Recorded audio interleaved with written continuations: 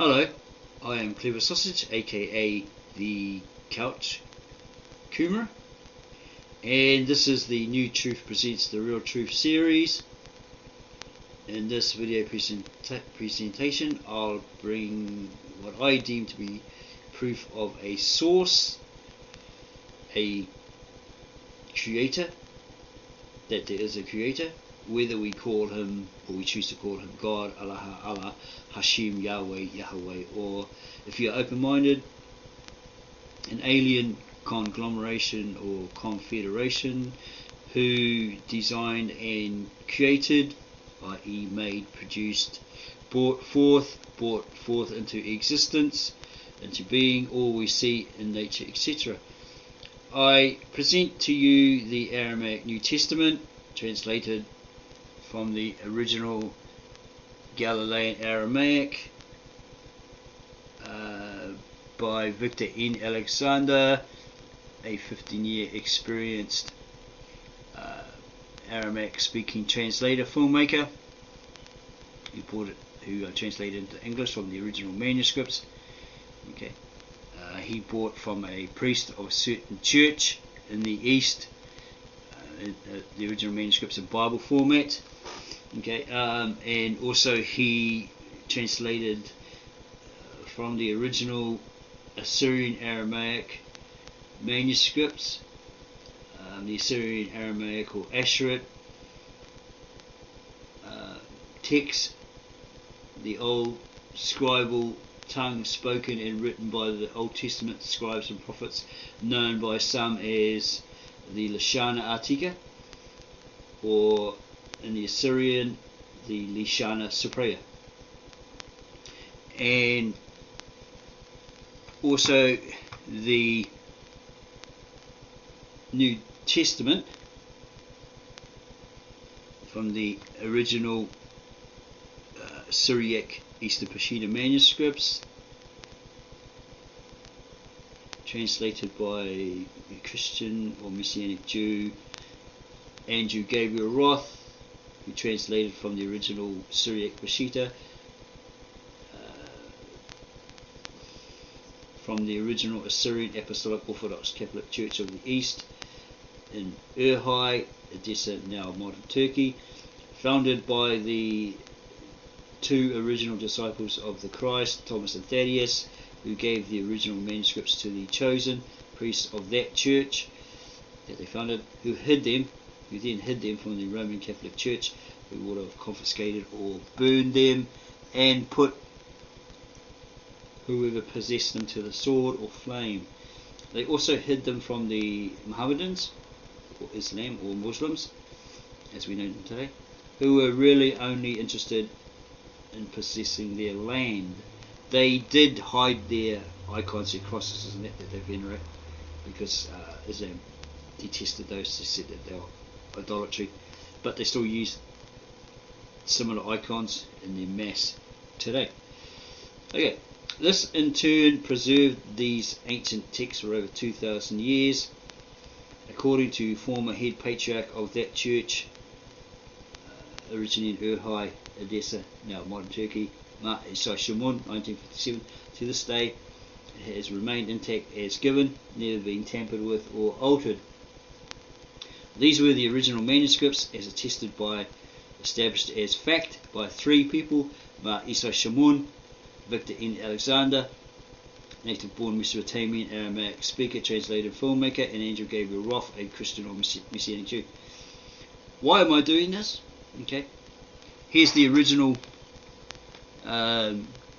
probably a 5th century copy, or maybe later copy of a 2nd century original, the Khabouros Codex. There's the picture there.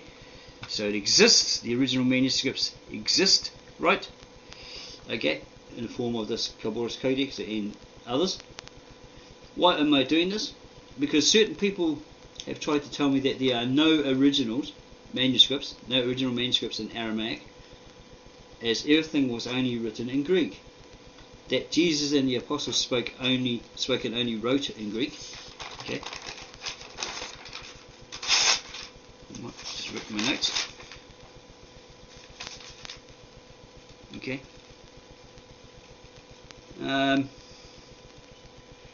That I will prove is a fallacy, a lie generated in many of today's, by many of today's top theologians, evangelists and Christians. But in my hands, okay, I'll just get this camera so you can see that I've actually got a copy of it. Okay, here it is here. Okay, this one here, probably a bit hard to see in the light. The Aramaic New Testament, translated by Victor N. Alexander. I have a copy of the supposed original manuscripts from the original Galilean Aramaic, translated into English by this native-born Mesopotamian translator. Right, so that's the proof there that I have a copy of it, that I read it, and I fully understand it. Okay, right.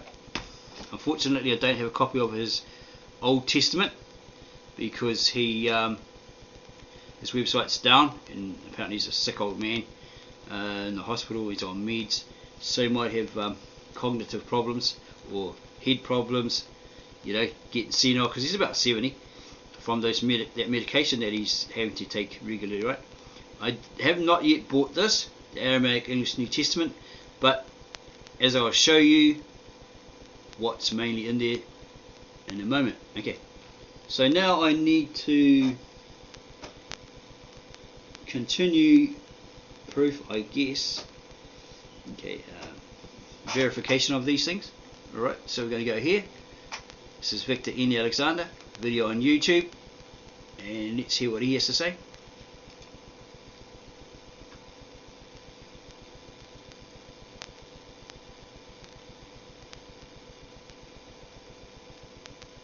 Hello, this is Vic Alexander. I've been translating the scriptures for 15 years. I've already completed the New Testament and published it. And now I'm doing the Old Testament commentaries. So today I'm going to start with the book of Genesis. And I'm going to pick on one concept only, and that is the creation of Adam and Eve. So I'm going to read from the Saprabrita, which means the scripture or scroll of creation, which is how we call Genesis. It's also how modern Jews today call the first book of Moses. They call it Brashit. So I begin from Bipaliun Elab, chapter 1, verse 1. Brashit bara alaha yad shmaya yad ara. Bared alaha is also means son of God, and Brashit means at the beginning, before the foundations of the universe. This term I have done a whole tape on just this one word. Brashit encompasses the whole scriptures, because bara is light, bara is sun, brishit means at the beginning, at the head. It has a lot more meanings. The word just made up two letters, beat, uresh, that is B and R, has vast roots and meanings in the language. So I won't go into that this morning because I have done it already. I'm just going to go on with the other verses regarding Adam. Brashit bara Allah yad shmaya yad ara. Shmaya is heaven and ara is earth. Because there was nothing at the beginning, there was no time or space. So he created everything, time and space. The wings of the Holy Spirit and the before the scriptures were written. So I use this symbol because this is not a pagan god. So what he's saying here is he's translated from the old scribal tongue, okay, Lishana Attica or Lishana Cypriot in the Assyrian, okay, from the original manuscripts, from the original Assyrian Aramaic or Asherit, or Katav Asheret, or Kotib Asheret in the Hebrew, right? It's translated from that. Because when he was younger, he bought a copy of the original manuscripts in Bible or book format, okay, and he translated from there. That's what he's reading from, okay, and he goes into great depth of what this symbol actually means. I do that on another video because I've done my research. Sure, is the symbol of the Son, which is Isham Shicha, Jesus the Messiah, prophesied thousands of years before the scriptures were written.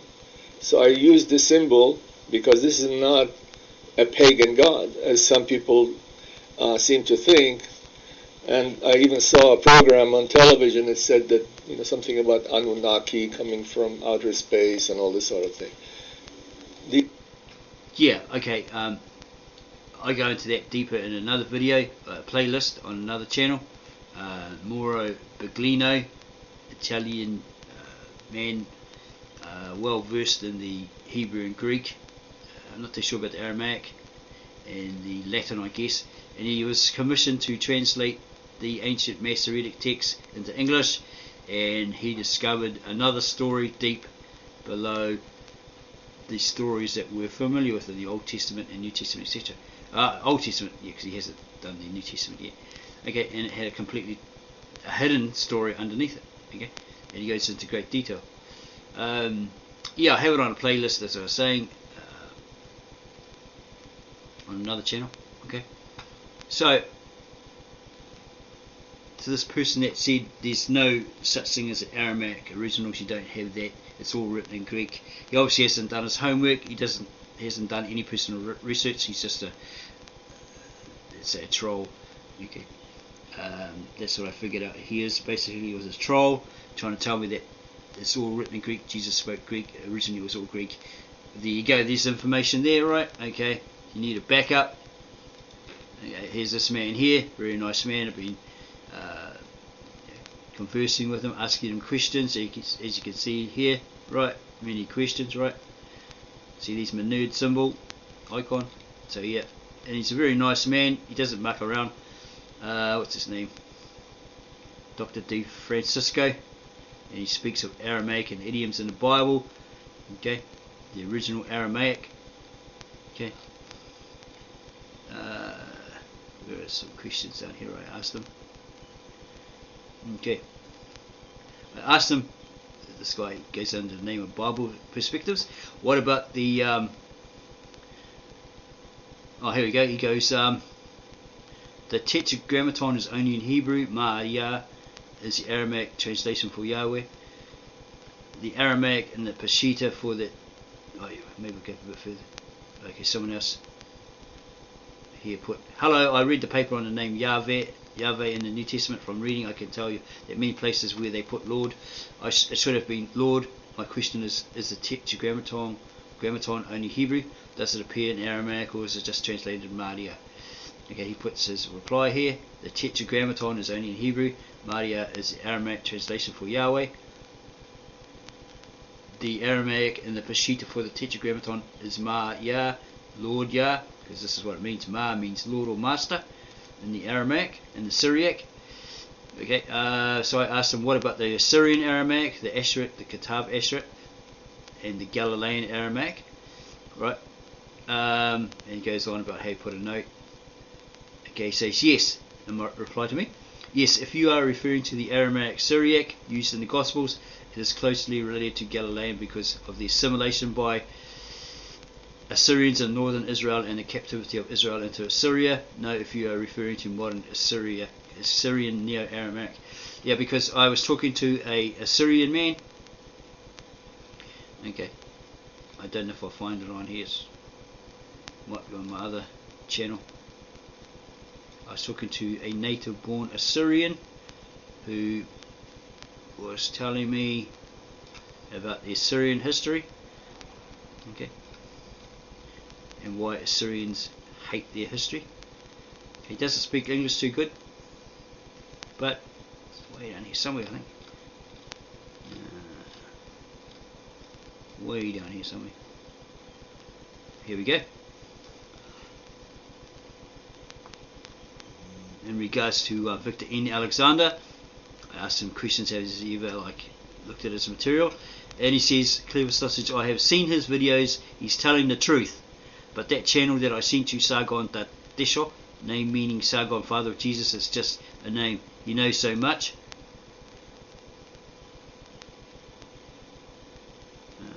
But his English isn't too good. Okay, the guy's English isn't too good. Yeah, because it's a Syrian TV.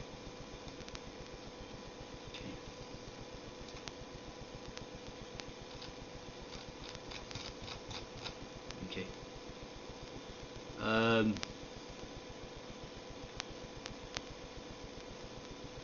Here we go.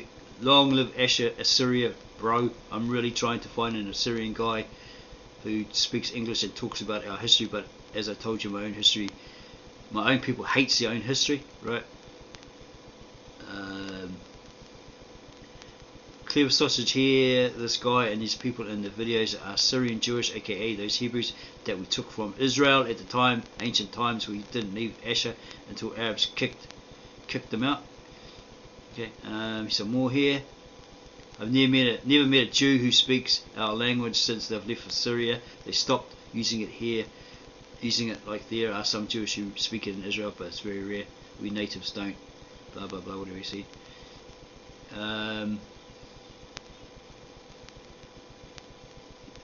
Correct. If you know Hebrews in Mesopotamia called Assyrian language Lishana Diene, or in other ways Lishana et Dian, literally meaning our language. That's before Iraq. This is about Iraq. Okay. We'd have to go to that site and have a look, rather than go through here. See what he said. To get it in full, I don't want to give you half of it. Okay. I've asked him a lot of questions here.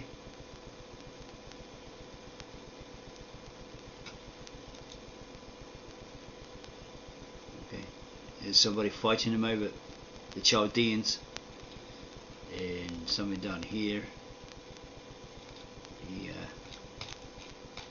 replies. Okay, it's quite lengthy. I'm just trying to show you proof of what someone else who's an Assyrian said. Okay, he's Eastern Assyrian. Okay. Okay, many comments here you can have a look at in your own time. What does he say about the Chaldeans? Some information on the Chaldeans from Wikipedia. The Assyrian says correct, but they did effect things. Okay, forgive him, his English is really bad. Correct, but they did affect things. We're going well between Nineveh and Babylon. No wars, no nothing. They were living in peace. But as soon as Chaldeans, this is supposedly what people think that Abraham was, because he in the Bible in Genesis he was taken from Ur of Chaldea to another area by his father and brother. His father's brother, I suppose, and one of them died before they got there. Okay, but as soon as Chaldeans came, so much rebellion started happening, especially at the time of Ashur-Dagon, Ashurbanipal, and his brother that he killed, both because of these issues. After Ashurbanipal, the empire was super weak, so it's a chance for Elamites and Chaldeans. Always remember, Chaldeans are not Babylonians, never will be. They took the name of the city upon themselves. Okay. He says, but Chaldeans refer to Assyrians who follow Roman Catholic Church as a nation. We are called Assyrians, but people divide us in 3 years. So our church was and is Church of the East, that was built by Mar Thoma St. Thomas. There you go. Bad Mar Adai, St. Thaddeus, and Mar Mari, who don't know him, name in English, in 1st century. Later Catholics came and took all these who followed them and called them Chaldeans, Catholic Chaldeans. Syriacs, aka Aramaics, became Orthodox. Assyrians didn't leave their Church of the East, what's now called Assyrian Church of the East. Syrian is literally Assyrian, he just knocked off the A and the S. Fun fact, the word map, we still use it, but with an A at the end, like Mata, which literally means village. Countries, Atra and Neo-Assyrian, aka Aramaic. I don't know what country was called in old language, but we still use it. He didn't fully understand the question. Okay. Okay.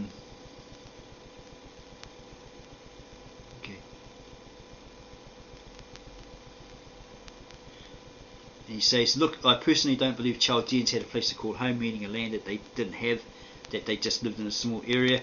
For example, NASA, it's a place full of astronomers, scientists, etc. But NASA doesn't mean it's a country. Lol, it's a place built and surrounded by scientists, etc. But it doesn't mean it's a country.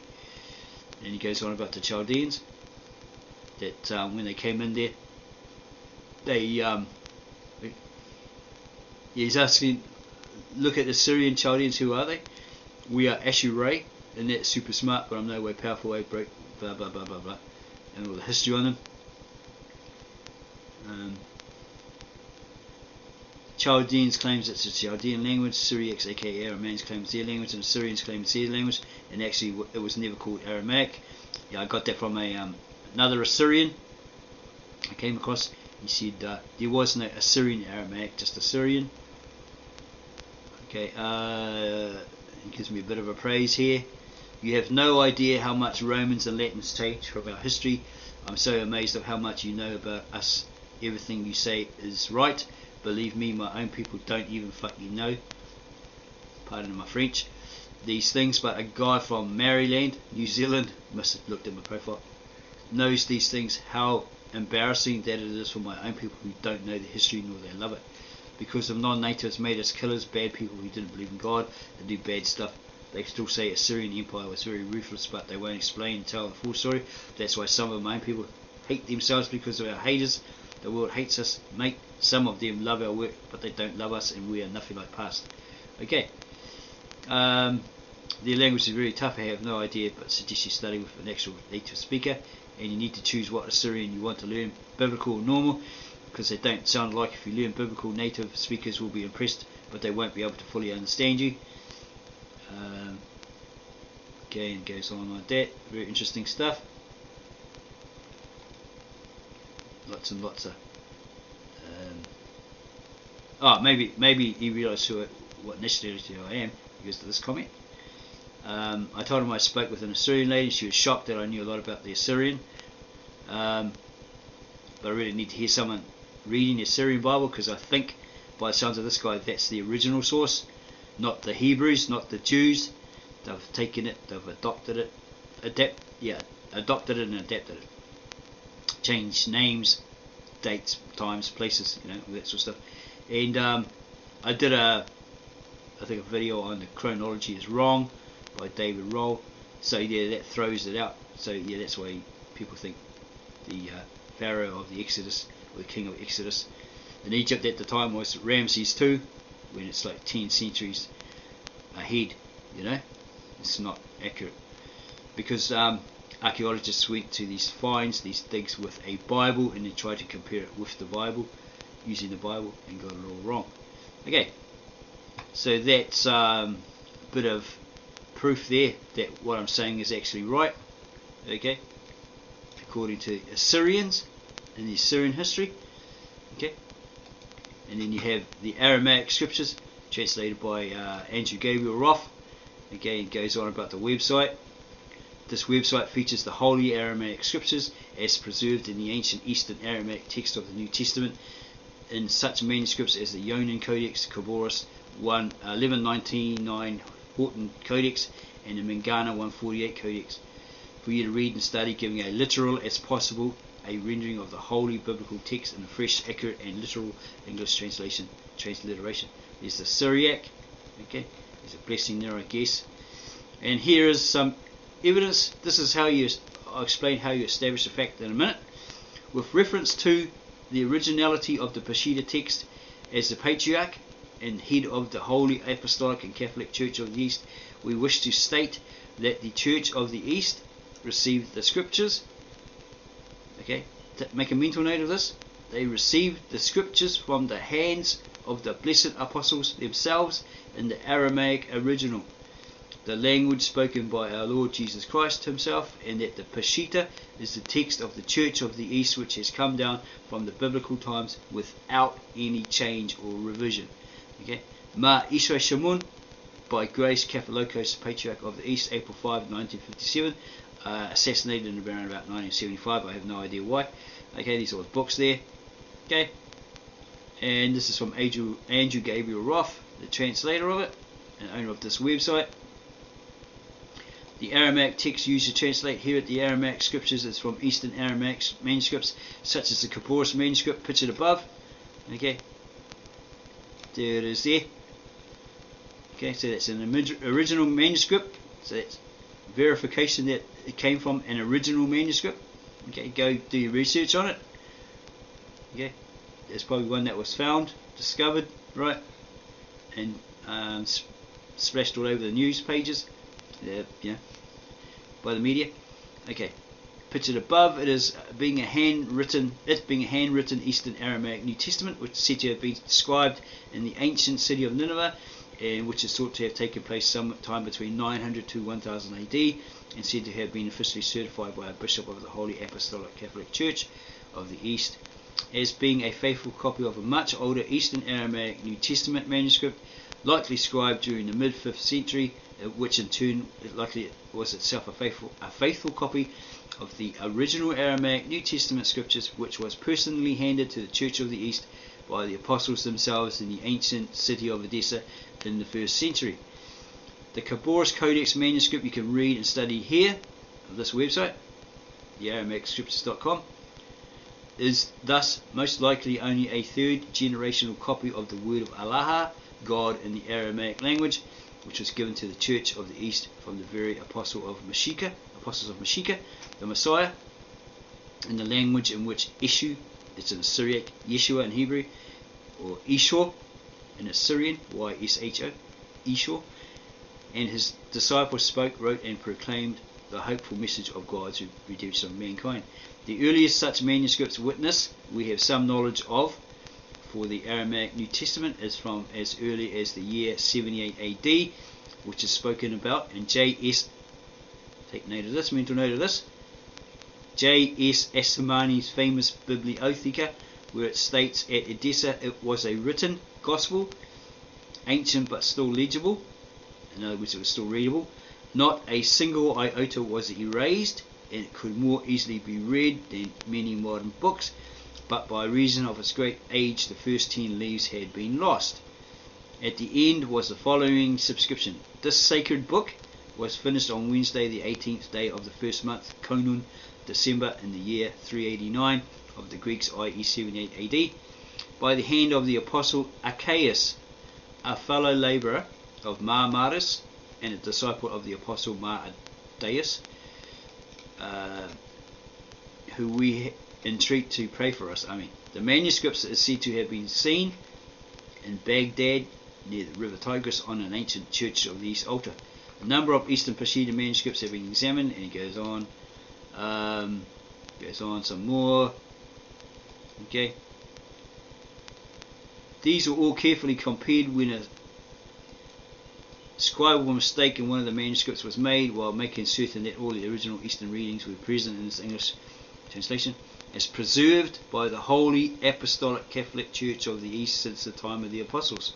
So what I said about those priests hiding it for 2,000 years, therefore preserving it, is stated here. It should be pointed out that the Aramaic language is an older sister language of the Hebrew, a Semitic language of the Middle Eastern region of the world, which is very close to it in its construction, alphabet, and vocabulary. Okay, as I showed in my comments on the Assyrian, it didn't originate with the Hebrews. They adapted and adopted it from the Assyrians when they were captives there. Okay.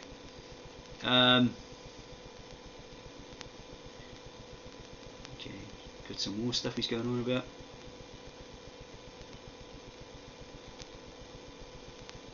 Okay. The English transliteration you are reading here is rendered straight from the Eastern Aramaic New Testament manuscripts. No Greek or Latin sources have been used, and no Western Peshitta readings have been used. This English transliteration is as literal and faithful to the Aramaic source text as could possibly be, while still being readable and understandable in the English language.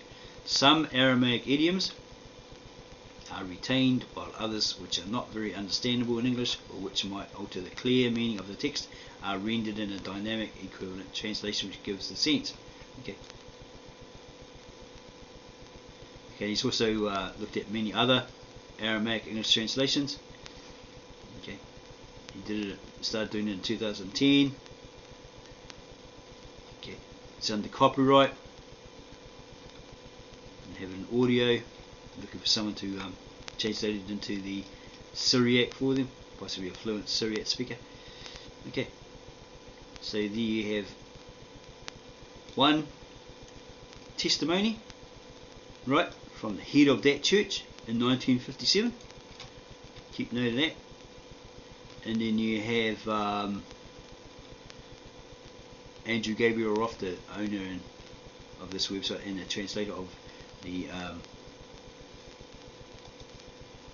Aramaic English New Testament, as a second testimony. Okay, second testifier.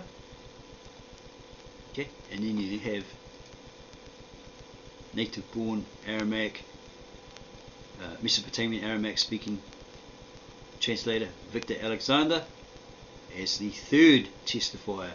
So when you have three different people, okay, I'll just read my notes on that one.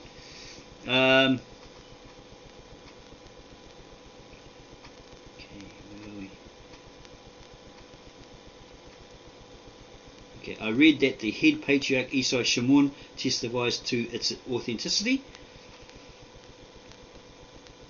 That Andrew Gabriel Roth, the creator of the website that we're looking at, also testifies to it being an original copy of an ancient manuscript, the Syriac Eastern Peshitta. Victor N. Alexander also testifies to the original manuscripts he bought from a priest of the original Church of the East in the original old scribal tongue, the Lashana Artica of the ancient Assyrian Aramaic and Galilean Aramaic. This establishes the facts, the claimed facts, as established facts, right?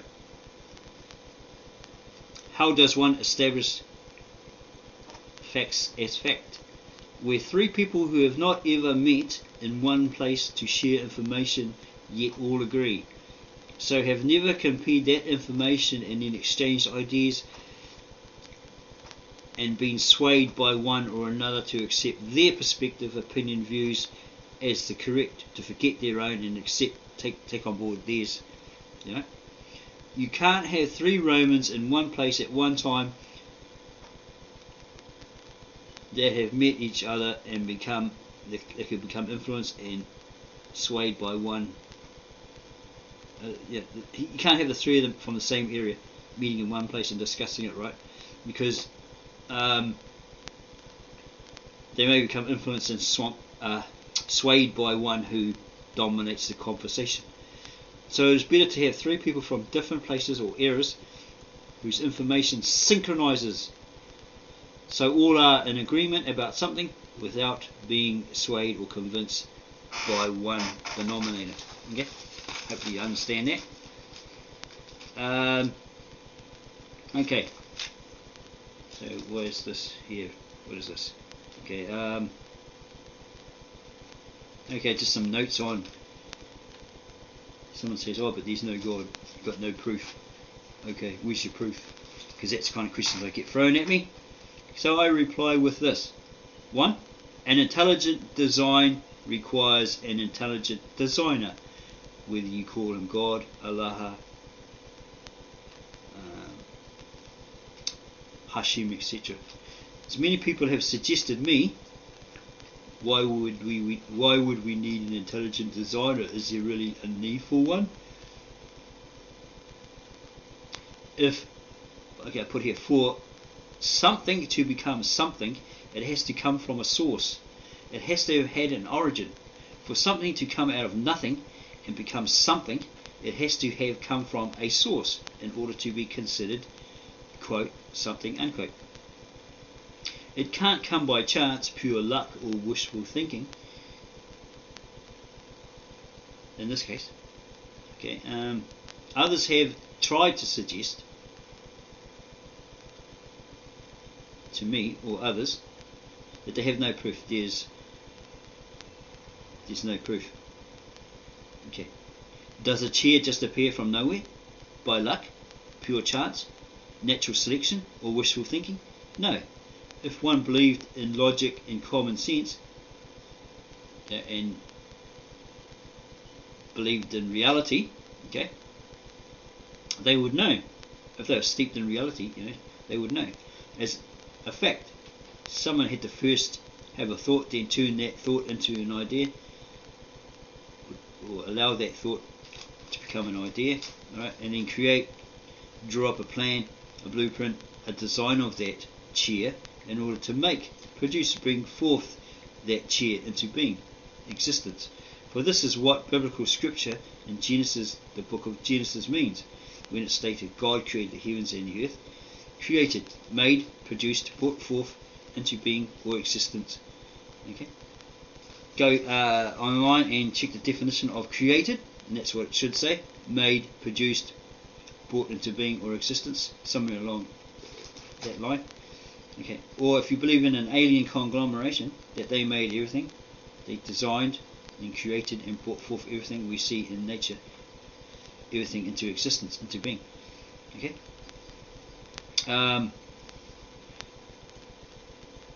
Okay, then it might come at me with a God as such. He doesn't exist. It's all fairy tales, etc. Where's your proof? Okay. This is what this video presentation is all about. Regardless, people who don't want to believe there is a God and are determined to establish that as fact because it's their belief, their opinion, or they're merely parroting, say, Richard Harris, Dawkins, Aaron Ra, or other atheists or anti-theists who are often very close-minded and don't want a bar of what you have to say, as they are often ruled by their ego. Okay, but keep in mind they are useful in regards to logic, common sense, make you think and keep you in reality. Sometimes they put you on the reality check. They make you think about what you say, claim and believe. It's a good means to constantly keep oneself in reality and not get lost forever in fantasy land. See, there is two sides to every coin. Like many, it also has an edge. Okay, it's atheists, religious, critics, etc. They always have they need to realize there's two sides to every coin. Like many, it also has an edge. So you've got to see both sides of the coin, right? Let us examine the claims, establish the facts as fact, let the evidence prove itself, and prove beyond a doubt that the original Old Testament and New Testament scribes were infallible, in order to prove that their writings, the ancient texts within the original manuscripts, are infallible or irrefutable. Because if you can prove that the writers are infallible, right, then their writing or their texts become infallible, right? Okay, deem them if they become, or they're deemed infallible. Regardless, people will debunk this because they can, so will. These types like to debunk everything and anything, as people present links to sources of the highly known, certified, recognized, qualified people who've got the PhDs, the BAs, the MDs. People debunk these sources as all they want to do is undermine anyone religious who has any religious thought, or even the non-religious, by criticizing their information, criticizing anyone presenting it, defaming and degrading them, labeling them as such and such, as it boosts their egos. They can generate a following, as most of the sheep mentality are too lazy to think for themselves, so become part of their, quote, tag team, unquote.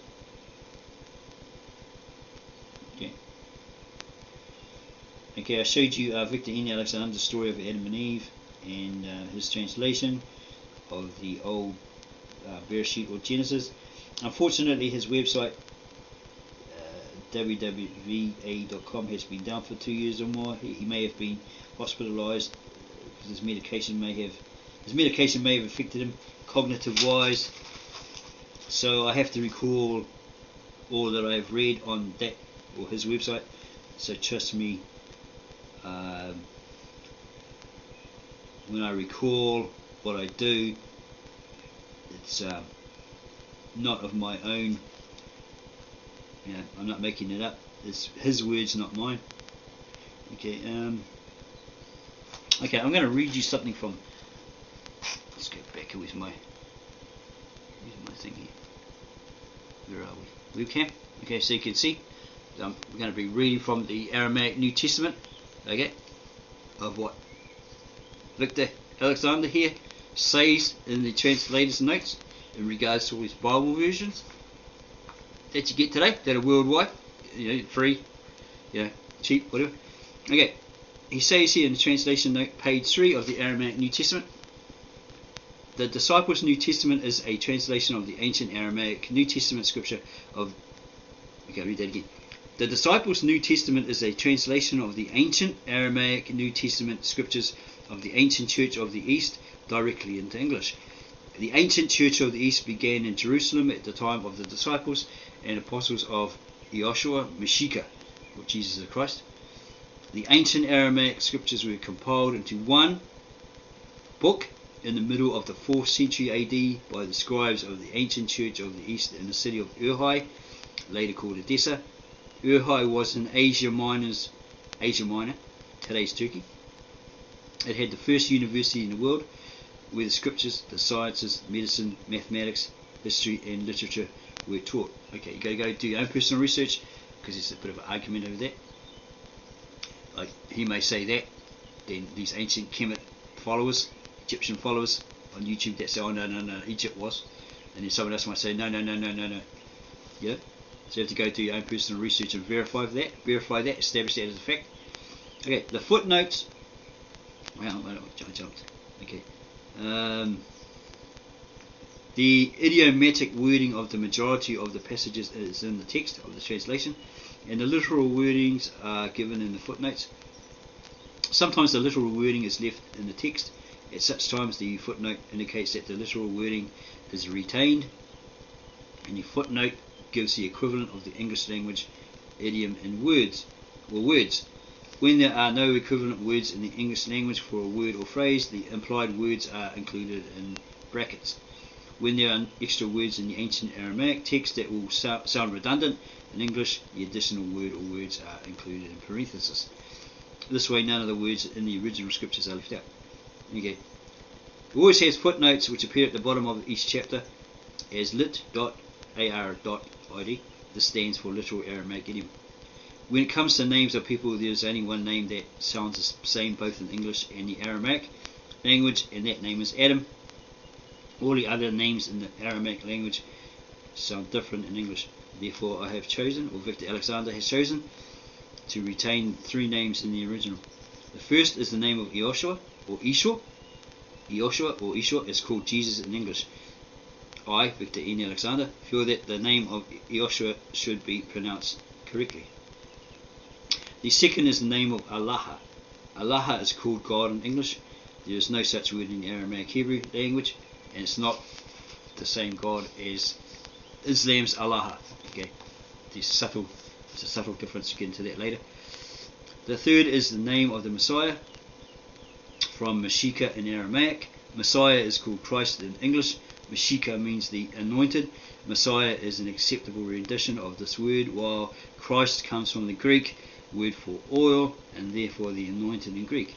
Since the New Testament was originated in the ancient Aramaic language and not in the Greek, as this guy tried to tell me, this troll, the word Christ is not used in this translation.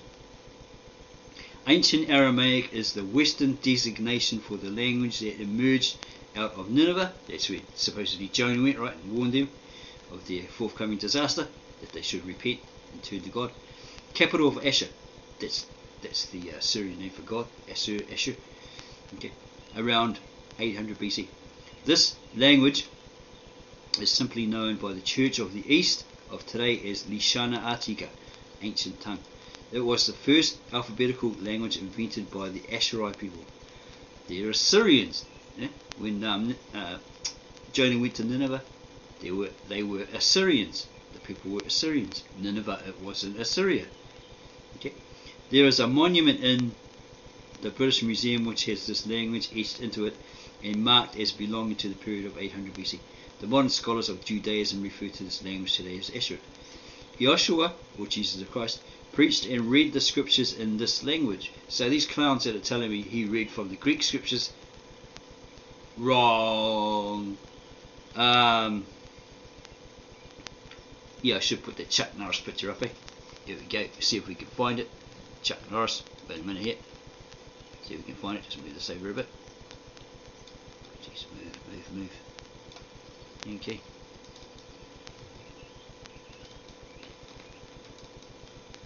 Where is Chucky? Where's Chucky? Maybe I got rid of it. No, got rid of it. Yeah, had Chucky thumbs down. Anyway. Yeah. Just anything doesn't want to move. Move. Okay.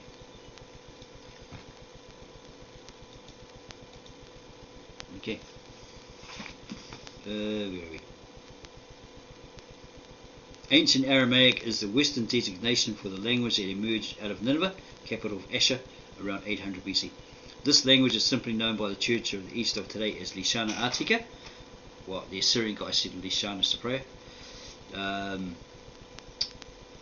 Lishana Atika, ancient tongue. It was the first alphabetical language invented by the Assyrian people. So it's Assyrians. There is a monument in the British Museum which has this language etched into it and marked as belonging to the period of 800 BC. The modern scholars of Judaism refer to this language today as Assyrian, or it's in their Talmud, one of their Talmuds called Ketav Assyrian, or Kotib, because I read that apparently Moses learnt it, because maybe his father or his grandfather actually spoke it, so he taught him Kotib, K-O-T-E-B Assyrian, or Ketav Assyrian. Okay. Joshua preached and read the scriptures in this language. The ancient Aramaic is therefore the scribal language of the scriptures, and it is sacred.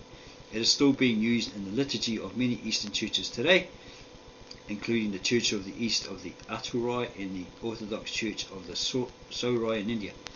It is, however, a liturgical language which was not translated correctly until I found, that's Victor N. Alexander, out about the fact that it has never been translated into any modern vernacular of any of the churches still using it. Okay, here's an important note here. Okay, take note of this, mental note of this, and go do your own research on it. I'll show you a video in a minute of why. Okay, the American missionaries, this establishes the fact, okay, this video. The American missionaries of the 19th century attempted to translate the scriptures into modern Aramaic Syriac, but botched it. In other words, they f***ed it up, right? As they adapted it to the King James Version in use by them at the time. The Urmia, North Iran, version of the Bible is essentially the American Bible translated into modern Aramaic. Okay. By the way, the American missionaries have translated all the Bibles of all the countries of the world from the American Bible.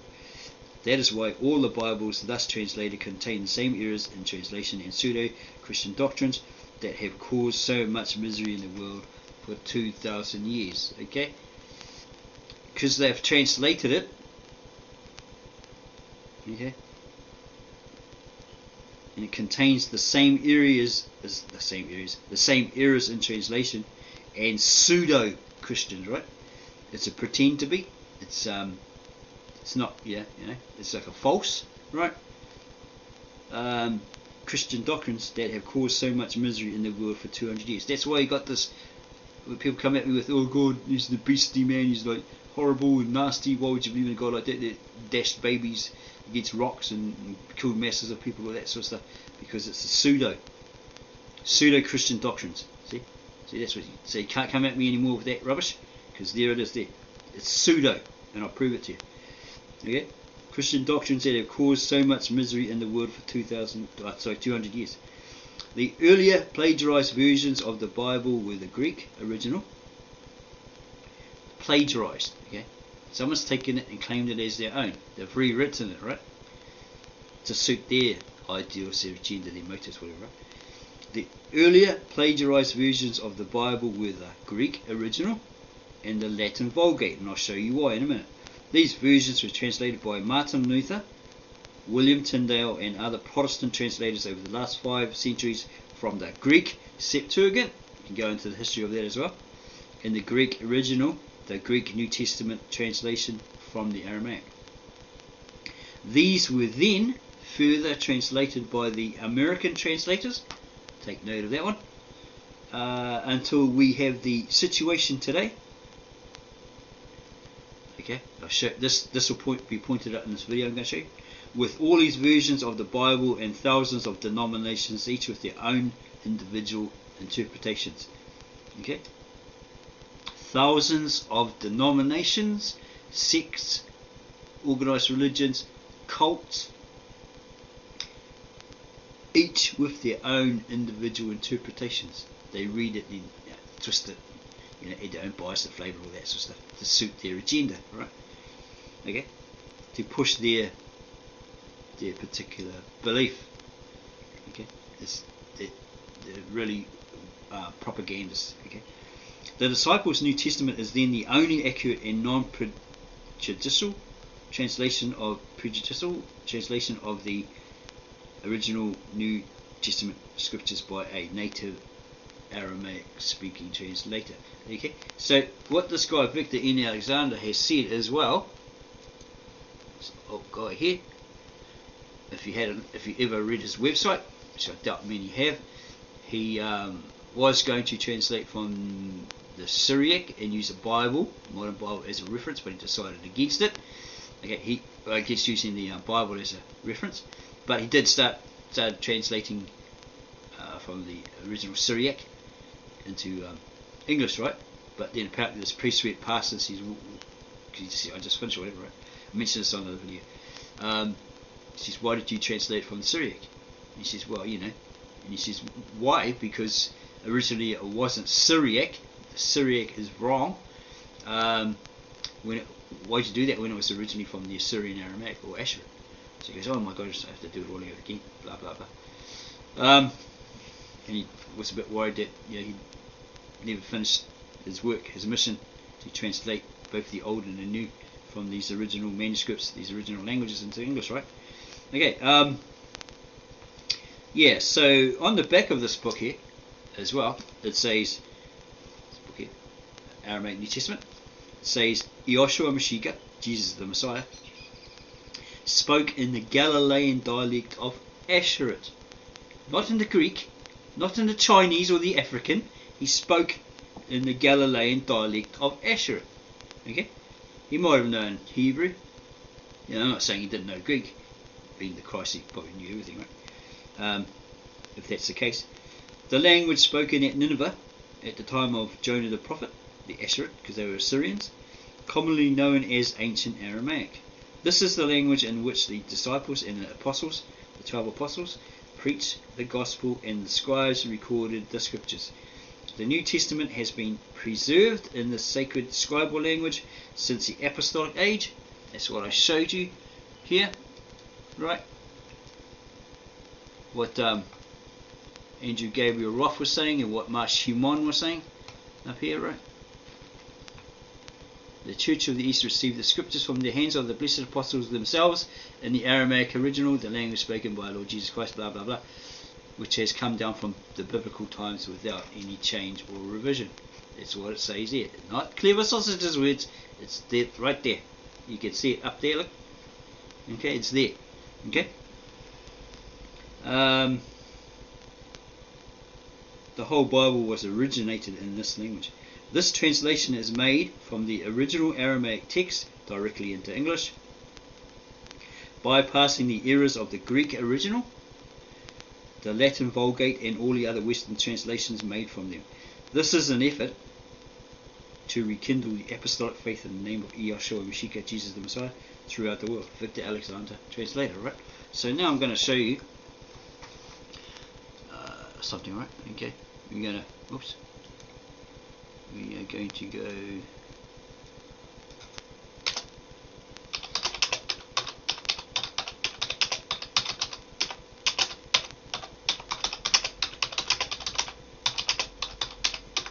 this is we'll go to the better version of this. I think it might be this one. Okay, I'm going to open it up.